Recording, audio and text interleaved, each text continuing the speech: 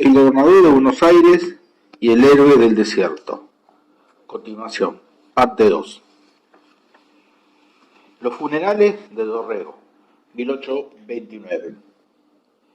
El 13 de diciembre, aniversario del asesinato del gobernador Dorrego, fue el día señalado para sus funerales. Una comisión del gobierno marchó a Navarro, lugar de su suplicio. Sus restos mortales fueron exhumados y se verificó la identidad mediante un sumario que al efecto se levantó. Se condujeron a Buenos Aires con gran aparato, la función de iglesia fue magnífica, se elevaba un vistoso y lúgubre catafalco y los restos estaban allí colocados en una urna de caoba dorada entre dos piras que ardieron constantemente durante el servicio religioso. El canónigo Figueredo pronunció la oración fúnebre que fue larga y patética. Pasó en revista los servicios de Dorrego a la causa de la independencia. Fueron importantes desde el principio de la revolución. El cortejo hasta el cementerio fue numerosísimo y Rosas lo presidía. Él también pronunció el discurso fúnebre sobre la urna funeraria. Como era ya de noche, Guido alumbraba el escrito que Rosas leía en el tono más patético.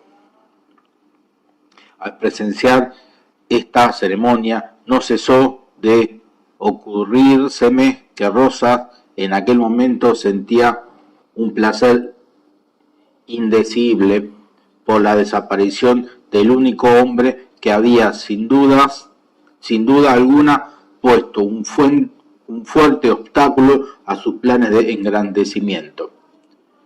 Pero esto no impedía que el gaucho falaz y fementido sacase con frecuencia el pañuelo en además de enjugar sus fingidas lágrimas. Todo el día se empleó en estas espléndidas exequias. Jamás se habían celebrado en Buenos Aires otras que fuesen tan suntuosas e imponentes. Reinó un gran recogimiento. La tropa que acompañó el cadáver hizo las correspondientes descargas en el tiempo oportuno. De rato en rato se oía el cañón de la fortaleza que no cesó de dispararse con uniformidad de intervalos durante todo el día. Tomás de Iriarte. Desterrado Lavalle, como hemos dicho, y Rosas en el gobierno provincial con facultades extraordinarias, el país ofreció en su aspecto político interno una singular apariencia. Las 4 provincias litorales unieron su acción en alianza amistosa declarándose partidarias del régimen federal de gobierno. En Córdoba, el general Paz, con fuerzas que habían sido nacionales y en solidaridad un poco a pesar suyo con el motín de diciembre y con la muerte de Dorrego, nacía cuestión de sistema político y deseaba transar, pero se le sabía muy adepto del círculo rivadavia. El federalismo estaba representado en el interior por el caudillo riojano Juan Facundo Quiroga, vencido por Paz en la Tablada, junio de 1829. En febrero de 1830, con la nueva victoria de Oncativo obtenida por Paz sobre Quiroga, el primero consolidó su poder en el interior y se convirtió en dictador militar de una liga de 9 provincias, gobernadas por oficiales de su ejército, dispuesto al parecer a jugarse contra los gobernadores del litoral, Rosas y López. Quiroga huyó a Buenos Aires, después de Oncativo, y dio como pretexto de su derrota el abandono en que habían dejado sus amigos del litoral. En verdad, la Federación del Litoral ocultaba ya el germen de futuras discordias. El gobierno de Buenos Aires desde el año 20 se había declarado no solo dueño exclusivo de su puerto, sino de la entrada del río Paraná, y tal situación económica aseguraba su poder político y militar, al par que despertaba recelos en Santa Fe, Entre Ríos y Corrientes. Por otra parte, Juan Facundo Quiroga, representante del federalismo mediterráneo, hombre de carácter impulsivo y fiero, vivía ajeno a todo principio de organización. El brigadier Correntino Ferre, de tendencia anticentralista y federal, en 1830, en 1831, hombre de bien y de principios, cuenta en su memoria una entrevista que tuvo con Rosas y Quiroga en Buenos Aires en 1830, con alguna exageración. Según lo entendemos, el autor de la memoria exhibe la posición personal de Quiroga después de un cativo. Quiroga frente a Rosas, 1830. A los pocos días que esto tuve que organizar a Rosas y estando solo con él se hizo anunciar el general Quiroga por medio de una negra que tenía que abrir 3 puertas por un zaguán estrecho para introducir al que tenía que llegar al cuarto de aquel. Tan luego como entró Quiroga y tomó asiento, me hizo Rosas conocer de él y confieso que por mi parte nunca quise hacerlo, desde que supe la poca educación con que había tratado a varios sujetos que lo habían visitado. Luego que me conoció, me hizo los cumplimientos de estilo con bastante urbanidad, que yo le correspondí. Después de este acto, tomó un aspecto imponente hacia Rosas y le dijo: «Señor gobernador, vengo a que me dé mi pasaporte para pasar a Montevideo». Rosas le contestó ya con una sorpresa que no pudo disimular: «Señor general, ¿qué motivos tiene para separarse de un pueblo que lo distingue como su mejor amigo y de mí que tanto lo aprecio?» Quiroga contestó: «No me he costeado a darle satisfacción, sino a pedirle mi pasaporte. No me ha de suceder aquí lo que a Arauz en Tucumán». Dijo esto de un modo tan vigoroso que me pareció que sacaba el puñal contra Rosas, y creo que no esperó menos, por la turbación en que se hallaba. Yo entonces, deseando aplacarlo, le dije: «Señor general, no creo que en este pueblo, que ha demostrado tanto aprecio a su persona, le suceda lo que acaba de indicar».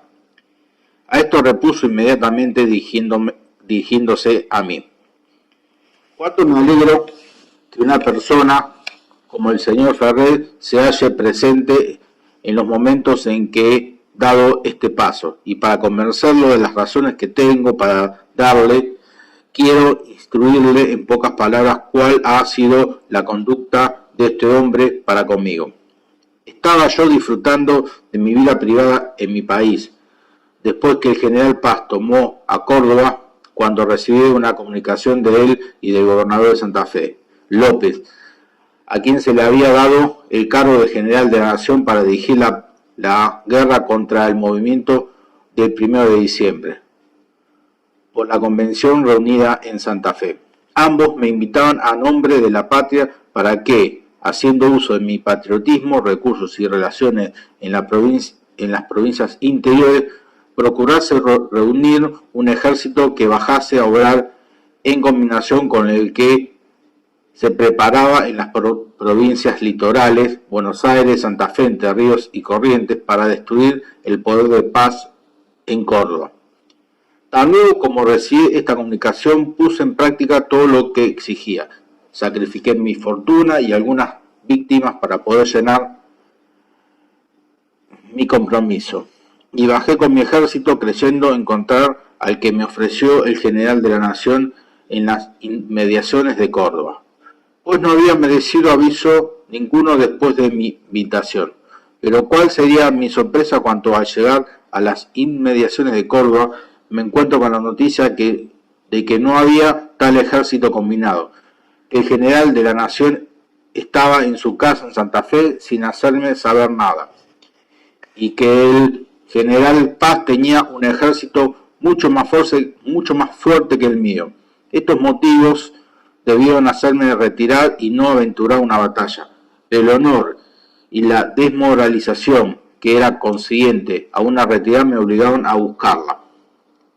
Fui Fui desgraciado en la tablada, y fue cuando mi indignación llegó al extremo. Eché la capa al toro y volví al centro de mis recursos.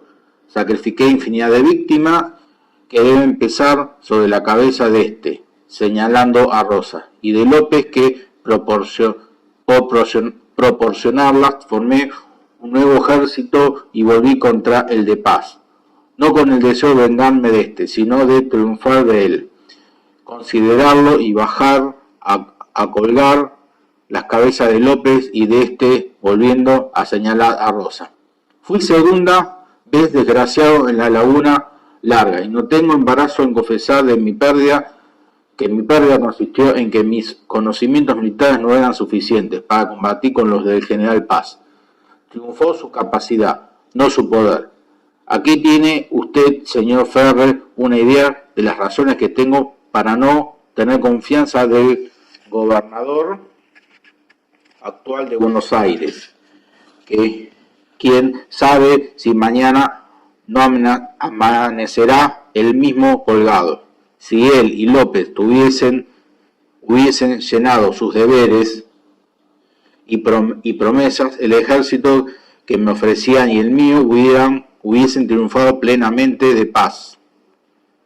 Pero lejos de eso, López entró en relaciones con Paz, mandó enviados a Córdoba, celebraron un convenio y me abandonaron, dejándome en las astas del toro. Rosas estaba trémulo y mudo mientras estaba hablando Quiroga, quien, sin decir más palabras, se levantó, se despidió y se fue. Y yo tuve que hacer luego lo mismo porque el dueño de la casa parecía estar en éxtasis.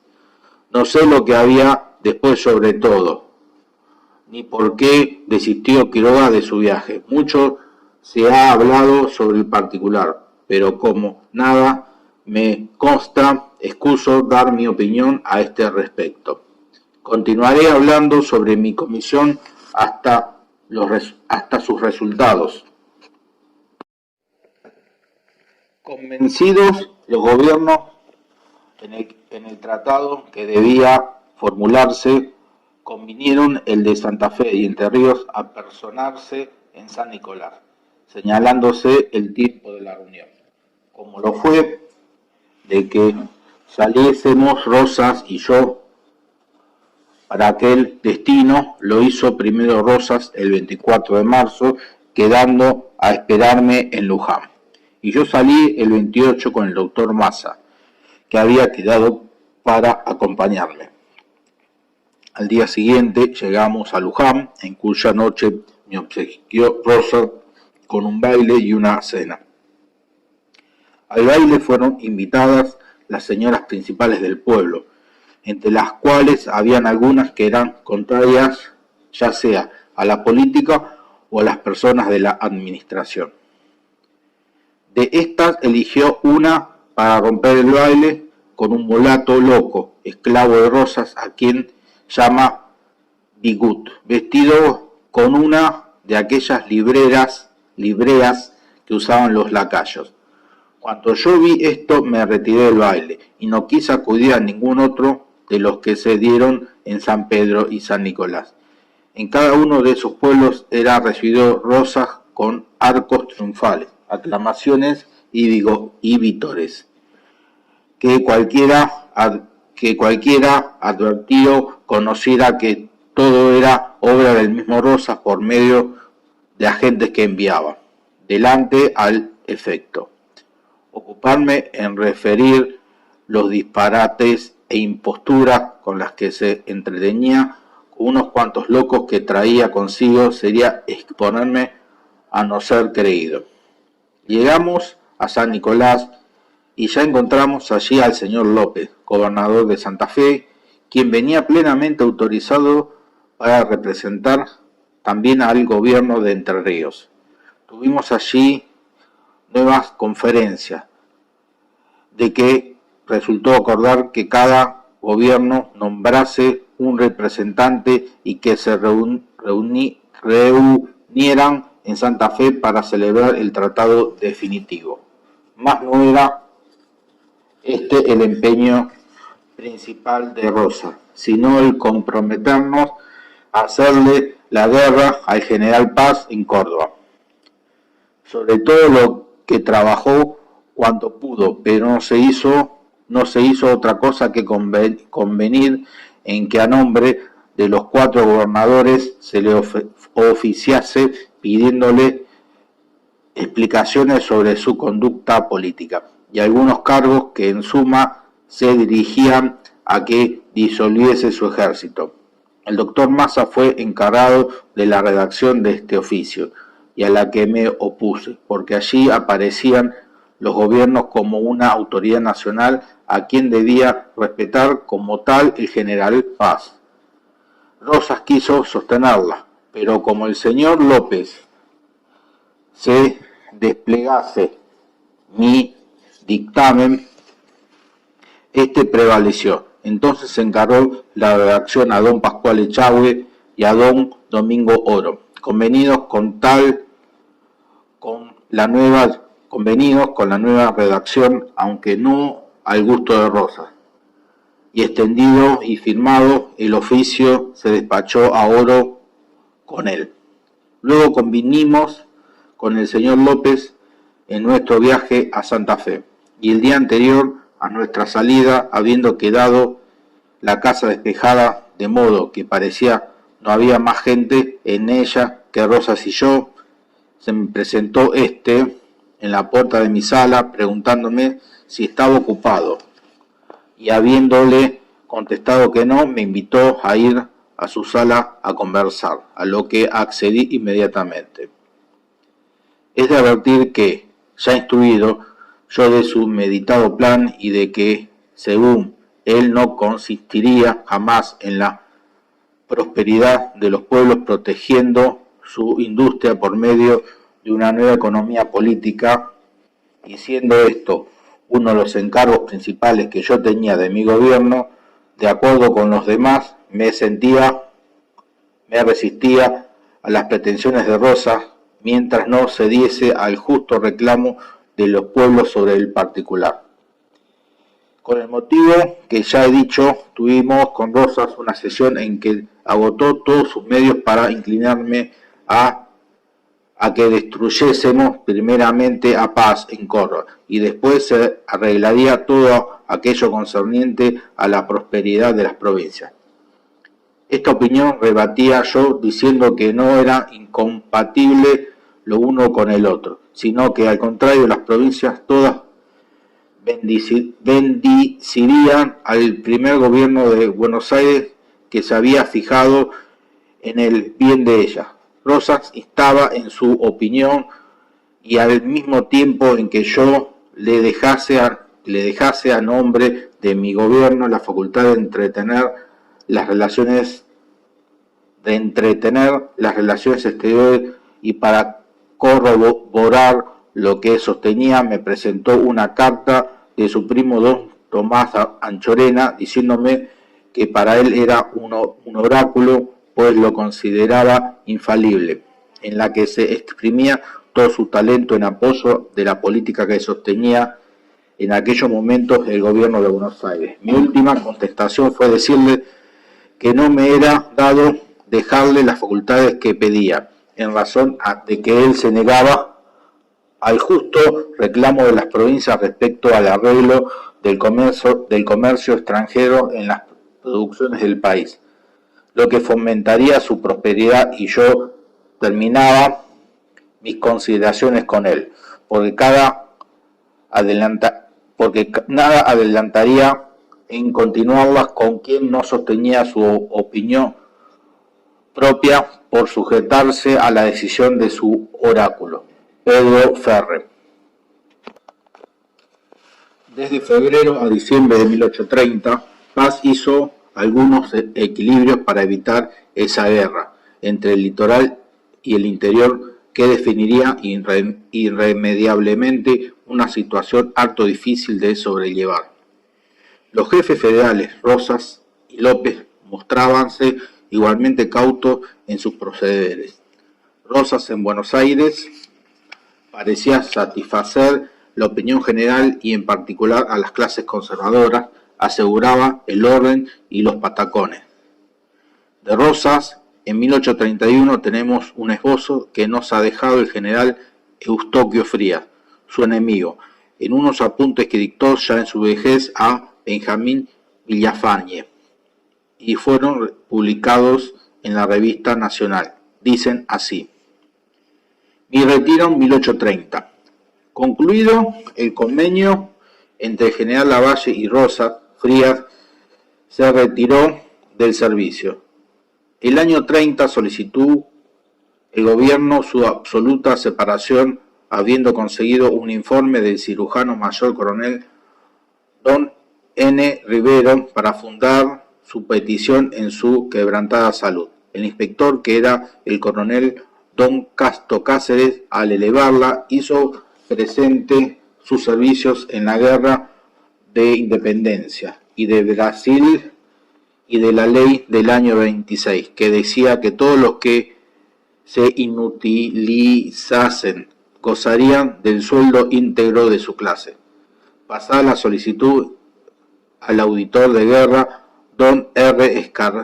Escaranea, en su dictamen, dijo: no perteneciendo el recurrente al ejército de la provincia y solo al ejército nacional, no lo considero digno de la consideración de este gobierno. Con este informe recogió la solicitud y se retiró. A los pocos meses fue llamado al servicio y se excusó haciendo presente su mal estado de salud. Más uno de los edecanes del general Rosa le aconsejó que se presentase personalmente, prometiéndole proporcionarle el modo para que Rosa lo recibiese. A los pocos días de esta oferta se resolvió a presentarse. El edecán lo anunció y lo condujo a una pieza donde debía esperar al general, el que poco tardó porque al momento se presentó en mangas de camisa, calzoncillo con chinelas y sombrero de paja, con ancha cinta punzón.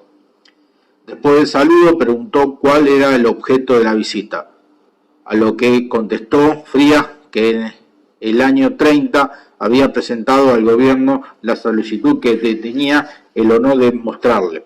La tomó Rosa y dio principio a la lectura, diciendo al sirviente que le trajera mate.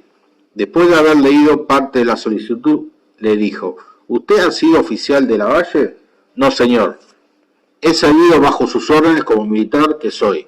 ¿Pero usted no querrá servir con los federales? No, señor. No es que yo no quiera, sino que mi salud no me lo permite. Pero usted es joven y puede hacer carrera. Ruego usted me conceda mi retiro, pues mi capital consiste en una peseta, y creo que de changador en los años que he servido a mi patria tendría 10 pesos. Todo es porque siempre ha servido a gobiernos ingratos. Si el señor gobernador me permite que le hable con franqueza, le diré los motivos que me obligan a no servir. Primero, lo quebrantado de mi salud. Segundo, la ingratitud de los gobernantes. Y tercero, que pertenezco a un partido contrario a su excelencia. Y mis sentimientos tal vez me obligaran a traicionarlo. Para no dar un paso que me degrade, suplico a vuestra excelencia se digne concederme mi retiro. Me agrada la franqueza de usted. A las 11 véame en mi despacho. Al día siguiente, al entregarle el general Rosas la cédula de inválido, le dio 500 pesos diciéndole: cuando usted se halle necesitado, busque no al gobernador Rosas, sino a Juan Manuel Rosas. Le dio los agradecimientos Frías y no volvió a verlos más. Eustoquio Frías. A principios de 1831, y como término y remate de una situación insostenible, se iniciaron las ofensivas militares entre el ejército federal del litoral, mandado por López, y el unitario del interior bajo el comando de Paz. Iba a decidirse la suerte de la República. El ejército de Buenos Aires, importante por el número de sus efectivos y por su organización, que debía ponerse a las órdenes del gobernador de Santa Fe, llevaba como jefe al general Juan Ramón Valcárcel, y oficiales tan distinguidos como Iriarte y Enrique Martínez. En marcha a Córdoba para reunirse a la fuerza de López. Detúvose el ejército en San Nicolás y el gobernador acudió a este punto a objeto de presenciar una parada militar y para pasar revista al ejército que habría rendirle los honores debidos a su cargo. El general Iriarte, entonces jefe de la artillería, describe así este episodio de la campaña. Rosas en el Ejército Federal, 1831. Rosas, después de haber pasado una parte de la noche con los dos generales, se retiró del campamento y fue a dormir a una casa de campo distante una legua. Al día siguiente, muy de mañana, el ejército formó en el orden de parada. La artillería, a mis órdenes, se ocupaba la derecha de la línea, que era el lado por donde Rosas debía presentarse. Las 7 piezas que mandaba el coronel Luna formaron a la izquierda. Después de haber esperado largo tiempo, Rosas se presentó a caballo con una pequeña comitiva. El traje del gran gaucho merece describirse: pantalón y chaqueta desabrochada, gorra de cuartel con una funda de hule y sobre esta una gran divisa colorada, con el lema de Federación o Muerte. El poncho atado por la cintura aseguraba un cuchillo de monte, puñal, cuyo cabo sobresalía por sobre la chaqueta. Sobre el poncho estaban atadas las bolas. Un rebenque a uso del país no llevaba sable. Todos comprendimos que su objeto al presentarse en este traje de gaucho decente era no solo para popularizarse con los guasos de la campaña, sino para manifestar el más profundo desprecio a los generales, jefes y oficiales del ejército que, así como la tropa, vestían aquel día su uniforme de gala. La cosa no podía ser más clara. Cuando llegó a la altura de nuestra derecha, la artillería lo recibió con una salva y vivas a la nación, a la Junta, al gobierno y a la persona de Rosas, según estaba de antemano dispuesto. La infantería descargó sus fusiles y proclamó del mismo modo a medida que el gaucho llegaba a los respectivos frentes de banderas. El gaucho estaba visiblemente asustado al verse entre tropa de línea. Después se maniobró por cuerpos y cuando rompieron filas los jefes y oficiales, nos presentamos al gobernador en el cuartel general. Profirió el tirano un largo discurso henchido de los lugares comunes de bien comunal, causa pública, la Federación Santa, la obediencia de las leyes, etcétera, etcétera. El malvado se manifestaba conmovido con su acostumbrada hipocresía, aparentaba estar enternecido mediante un tono lacrimoso y de solemnidad y unción que el hipócrita artero sabe asumir con gran facilidad y cuando quiere y le conviene. Después de este acto, la primera diligencia de Rosas fue montar a caballo y dirigirse a la maestranza de artillería establecida en San Nicolás. No bien hubo entrado, preguntó cuál era la curreña de obús cuya gualdera se había trozado al primer disparo.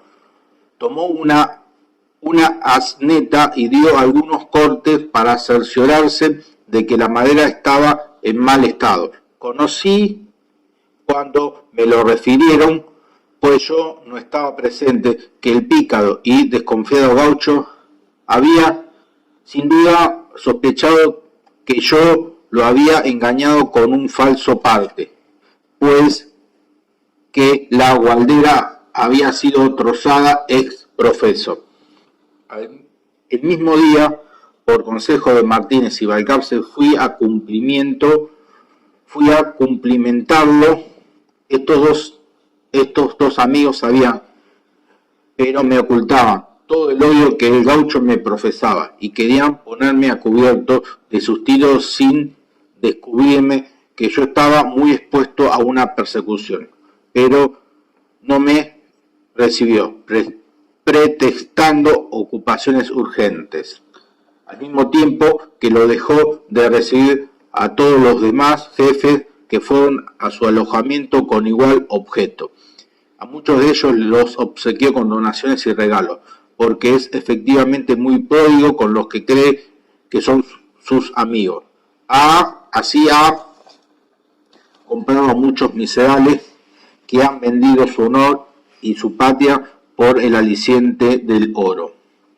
Rosas, que estaba asustado de encontrarse entre soldados y entre algunos jefes y oficiales que él sospechaba, y no se equivocaba que debían quedarse degradados teniendo que obedecer a un miserable gaucho sin servicios ni antecedentes gloriosos, no se atrevió a alojarse en el campamento y fue a situarse en una casilla a distancia de una legua. Todos los días venía al pueblo y por la noche al cuartel general, donde tenía sus conferencias con el general en jefe y jefe del Estado Mayor. Se retiraba a las 12 de la noche con su comitiva y en el tránsito se divertía, casi siempre haciendo víctima de sus groseros juegos a algunos de sus ayudantes. El campamento estaba establecido sobre un vizcacherial de gran extensión. Aún de día era necesario marchar con gran precaución para no caer en alguna cueva con riesgo de romperse una pierna. Rosas hacía gala de atravesarlo a escape durante la noche, y como tenía que pasar precisamente al lado de mi carretón, presencié muchas veces las rodadas de las personas de su séquito. Él rodaba también, pero siempre salió parado, porque en aquel tiempo se consideraba que Rosas era el hombre más a caballo de toda la provincia, Tomás de Iriarte. El ejército de Buenos Aires emprendió marcha con el destino ya indicado y Rosas hizo campamento a orillas del arroyo Pavón, dispuesto a esperar el resultado de la contienda.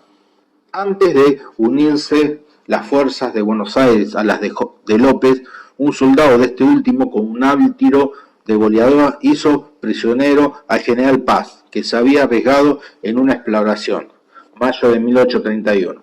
El jefe unitario fue enviado a Santa Fe, y su ejército al mando de la Madrid y muy disminuido tomó el camino de Tucumán. Allí fue destruido por el general Quiroga en la batalla de la Ciudadela en el mes de noviembre. El ejército de Buenos Aires, unido al de López, entró triunfante en la ciudad de Córdoba. Permaneció allí 2 meses y volvió a su provincia en agosto. Rosas esperaba, como hemos dicho, en las inmediaciones del arroyo Pavón, donde lo encontró el general Iriarte en las circunstancias de que informa el siguiente pasaje de sus memorias. Escribir bien y beber leche. 1831. Al abrir la campaña en el mes de mayo, habíamos dejado al gobernador Rosas acampado en las inmediaciones del arroyo Pavón, sobre una elevación del terreno batida por el viento, y allí estaba todavía, no se había movido de aquel sitio, esperando el resultado de la campaña, cuando divisé su tienda a una legua de distancia. Dispuse que la división hiciese alto y esperase mis órdenes. Yo me adelanté con 2 ayudantes e igual número de ordenanzas. Me era forzoso presentarme a Rosas para recibir sus órdenes. Eché pie a tierra en el vivac del primer secretario, don Manuel Vicente Massa. Estaba allí también el segundo secretario, coronel Garretón. El alojamiento de estos caballeros consistía en una carreta, cada uno desmontada de sus ruedas. Pedí ser anunciado. Al gobernador y al mismo doctor Massa fue a anunciarle mi llegada. Quedé acompañado de Garretón. Las anécdotas que este refirió podrán solo ser creídas de los que conozcan las extravagancias de Rosas y sus brutales pasatiempos, propios de un salvaje y de un hombre sin dignidad ni corazón. Él me aseguró, Garretón, que en 6 meses que que estaban allí acampados sus plantas no se habían fijado, pero ni una sola vez, fuera de la senda que conducía desde su carreta a las tiendas del gobernador, senda que él mismo había formado mediante el continuo ir y venir, que Rosas salía muy poco de su tienda y que algunas veces había pasado hasta 15 días sin poner un pie fuera de ella. ¿Y qué hace?, le pregunté. Escribir y beber leche. Tiene una tinaja al lado de la mesa donde escribe. Los jefes y oficiales que lo acompañaban no tenían ordenanza. Estaban ellos mismos obligados a ir en persona a sacar la ración de carne y racionarla si no querían perecer de hambre. A la oración rezaban el rosario formados en una fila. Corbalán presidía esta ceremonia. Era un precepto impuesto por Rosas. A nadie, sin distinción de clase, se permitía montar a caballo, y todas las monturas estaban almacenadas. La víspera del 25 de mayo, varios jefes y oficiales se empeñaron con Garretón a fin de intercediese con Rosas para que éste les permitiese recoger sus monturas y montar a caballo en celebridad del día. ¿A caballo?, dijo Rosa. Pero ni pensarlo es bueno. Es preciso cuidar mucho de los caballos. Más fácil es que me dejaran dar 100 azotes que permitir que se monte un solo caballo. Por la noche tenía reunión de los jefes principales y de sus dos locos. Uno de estos, don Eusebio, de la Santa Federación, hacía constantemente el papel de gobernador. Las bromas eran tan pesadas que no pocas veces ocurrían fracturas o dislocación de miembros. Rosa comía a las 2 de la mañana, su única comida, al raso, y su asiento era una cabeza descarnada de vaca. Garretón se manifestaba muy disgustado de aquella vida, pero él la soportaba. Massa tardaba en regresar y yo empezaba a formar un mal juicio del largo tiempo que Rosas me hacía esperar. Al fin se presentó aquel y me dijo que el gobernador abordaba. Nos pusimos en camino con dirección a la tienda, que distaría 400 varas del alojamiento de los secretarios. Estaba sola y aislada. Mientras marchábamos, recordé que Rosas, con objeto de deprimir a cuantos entraban a verlo y también con el de evitar visitas inoportunas, acostumbraba a cerrar la puerta de la tienda prendiendo grandes agujas de la lona, de modo que solo quedase un pequeño espacio cerca del suelo a fin de que cuantos entraban en el santorum se viesen obligados a revolcarse en el suelo como culebras. Yo iba resuelto a desprender las agujas y entrar en 2 pies. Bien que tanto atrevimiento podía costarme caro, pero felizmente la puerta estaba abierta. Él sabía con qué clase de hombres podía jugarse y que yo no era sufrido. Entré, lo saludé y me contestó secamente señalándome un banquillo de campaña para que me sentase. Lo hice en efecto y les puse el motivo de mi presencia.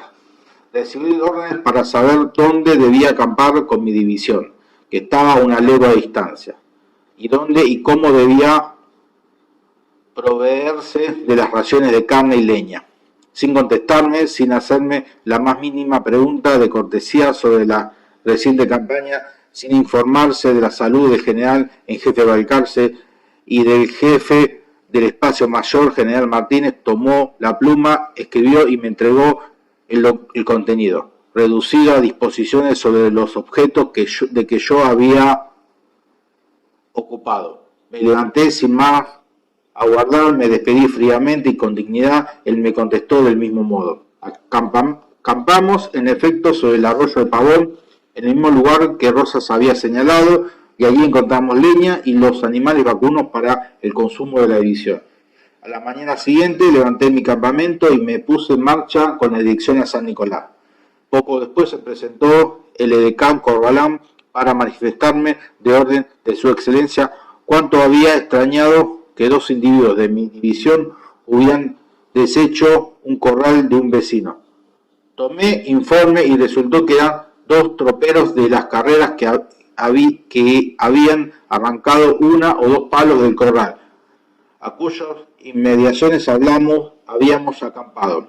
Se los entregué al corralán para que los pusiese a disposición de Rosas y le dije que hiciese presente al gobernador que desde mi salida de Córdoba era la primera queja que yo hubiera recibido de un individuo a mis órdenes y que por lo tanto me era doblemente sensible. Al juzgar por la agitación del corralón, Rosas debía estar sumamente irritado por aquel suceso insignificante y que nada afectaba mi responsabilidad, puesto que a un jefe le es imposible evitar tales desórdenes y que cumple con corregirlo.